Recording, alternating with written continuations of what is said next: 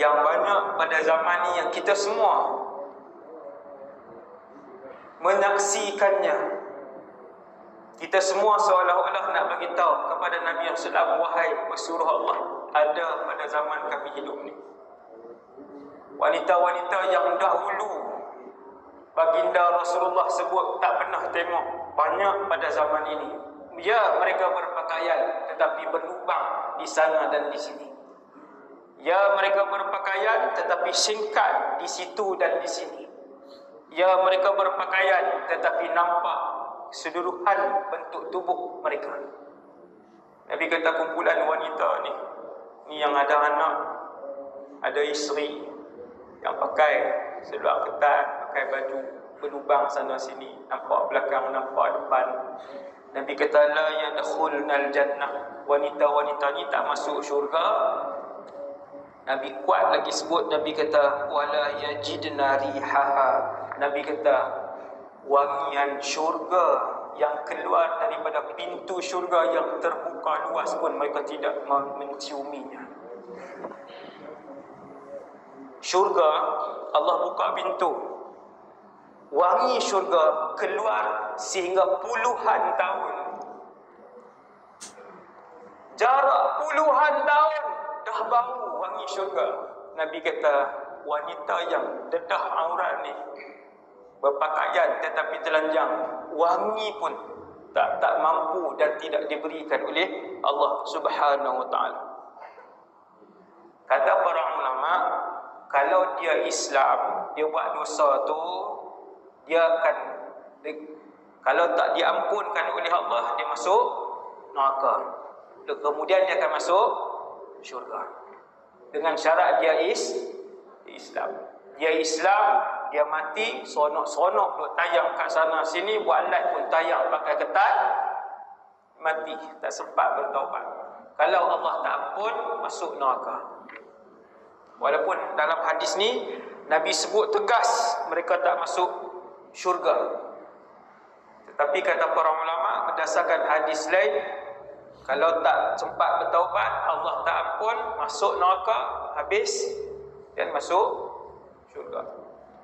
Neraka ni bukannya sauna, api.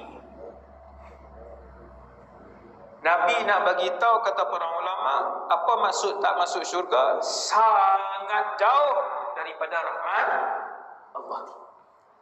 Sangat jauh daripada rahmat Allah.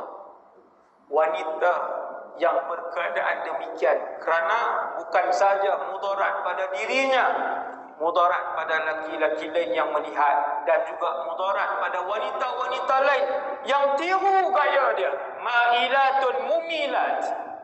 Maka tirulah, tiru cara dia bersolat, tiru cara dia bertudung yang nampak telinga, nampak subang dan sebagainya, tiru cara dia bertudung tapi nampak leher. Orang tiru cara dia berfashion. Ma'ilat, mumilat. Kata para ulama, Nabi nak bagi tahu sangat jauh dari rahmat Allah. Sangat jauh dari rahmat Allah.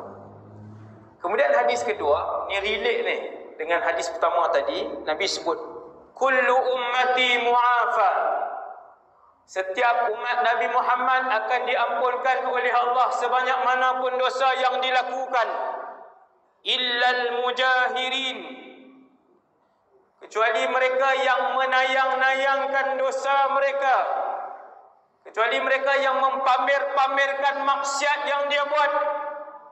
Dia tunjuk.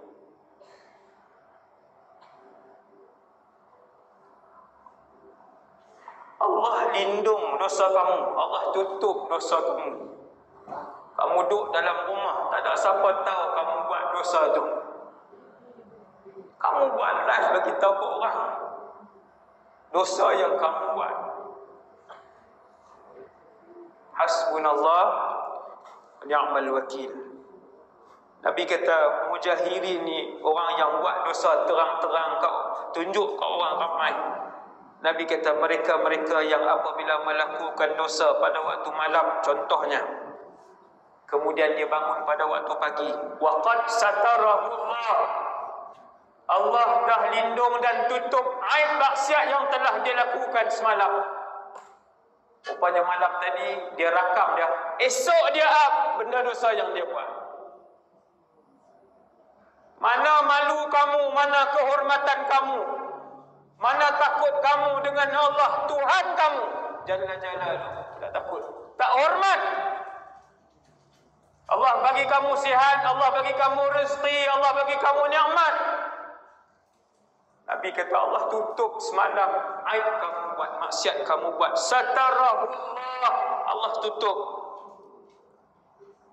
Dia bangun pagi esok, dia cerita ke orang, dia pamer ke orang, dia up dalam media sosial.